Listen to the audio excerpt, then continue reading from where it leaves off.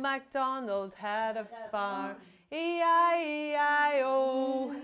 On that farm he had a cow, E-I-E-I-O.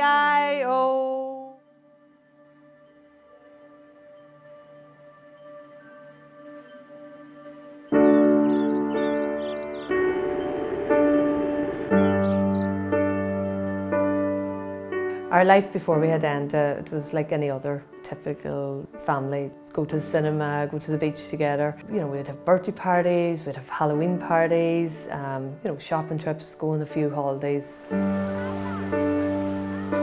Enda. How are you?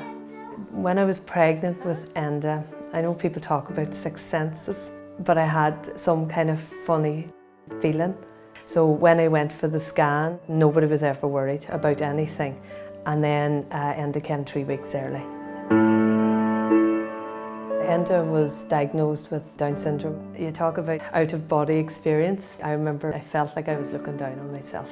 I don't think I realised when I was in the hospital what was actually going on.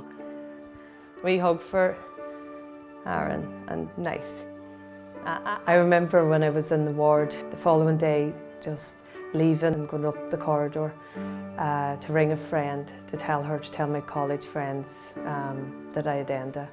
And I was bawling my eyes out after having a baby because I didn't want to upset all the other mums in the ward. Swick, swick, swick, Enda. Okay, put on Shrek. Good boy. Sit up in your chair, Enda. My husband, Don, would have been very hard on him at the very beginning because this was his first boy. I would have been the teacher. But my husband, he just was always relaxed. Oh, but he'll do it whenever he gets there, and he's just so proud of his child. When he was 2.5, he went to Montessori school and I had to fight to get S&A's there. It was constantly begging for help. He left early intervention when he was 6, and for me to meet the main person in the county that diagnosed autism, it took, I'd wait another 1.5 years. I came home that day from Letterkenny, and that was an hour's drive, and I was so upset. I just didn't know what was wrong with me. I think I was at breaking point. I rang the nurse. I says, please go and tell that doctor that I was with that things are terrible. I says, because I told him everything was fine to get out of the place. She went to the doctor, she told him, and then I seen the Don McDwyer, the doctor then that diagnosed autism. And I was with him 5 minutes and he diagnosed him. He said he's clearly autistic.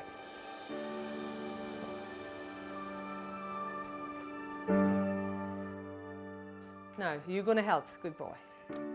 Everything in the house was going wrong. It was going wrong with my children, it was going wrong with me. It was tough in our marriage. So I found a lady. She got me to talk about the things I love. She made me realise that everything that was going on in my life was not my fault. If there was one recommendation I would say to any parent with a child with a disability is get counselling. And the earlier the better. He loves the piano.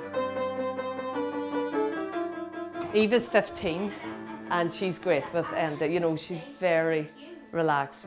Orla is a bit like a mammy figure. She'd be a bit like me, the oldest girl, more educational. Eva's more, you know, act the ages with him. What about me? Oh, you do all the mess and stuff out there with him, outside. Yeah, I do all the mess. And jumping on the bed. Oh, Father.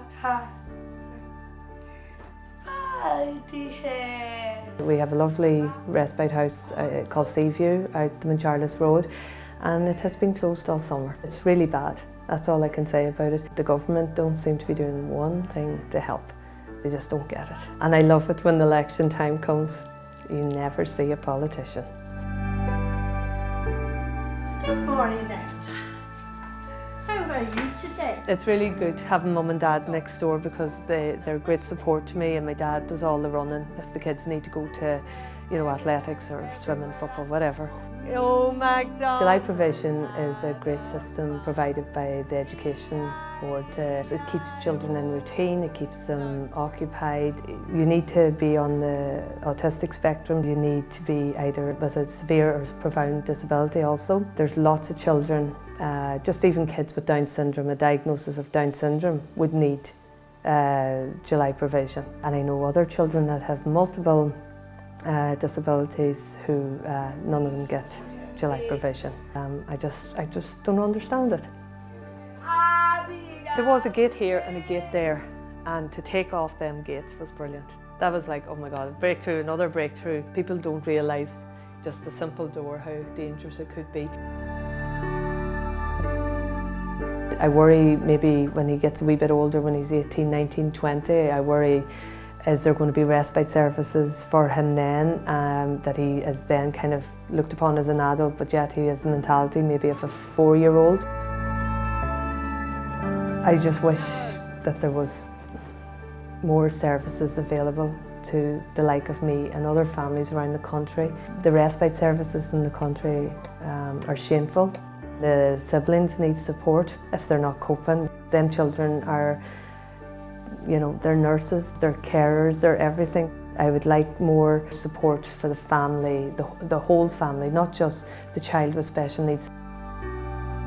It is a very difficult life to lead. But would I give him back? No, not for all the tea in China.